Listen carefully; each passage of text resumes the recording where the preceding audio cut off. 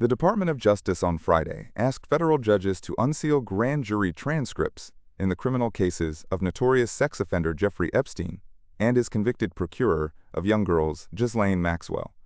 The formal request came one day after President Donald Trump said he asked Attorney General Pam Bondi to produce any and all pertinent grand jury testimony subject to court approval. Trump suggested he was taking that step in order to tamp down on the growing pressure from his own supporters to release the so-called Epstein files. This scam, perpetuated by the Democrats, should end right now, he wrote in a Truth Social post at the time.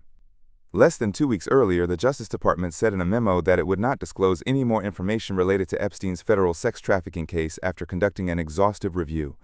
But since then, there has been extensive public interest in the basis for the memorandum's conclusions, Deputy Attorney General Todd Blanche wrote in separate court filings in the Epstein and Maxwell cases in Manhattan Federal Court. While the Department of Justice and Federal Bureau of Investigation continue to adhere to the conclusions reached in the memorandum, transparency to the American public is of the utmost importance to this administration, Blanche wrote. Given the public interest in the investigative work conducted by the Department of Justice and Federal Bureau of Investigation into Epstein, the Department of Justice moves the court to unseal the underlying grand jury transcripts, subject to appropriate redactions, he wrote. Those redactions encompass victim-related and other personal identifying information, Blanche wrote. A footnote in the identical documents says that a similar request will be filed in federal court in southern Florida. Epstein pleaded guilty in 2008 in Florida to soliciting an underage prostitute.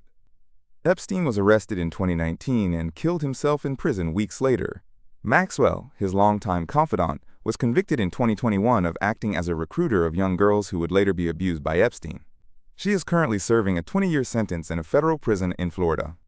Earlier Friday afternoon, Trump filed a defamation lawsuit against media giant Rupert Murdoch and multiple Wall Street Journal journalists hours after they reported that a collection of birthday letters to Epstein in 2003 included a bawdy message signed by Trump.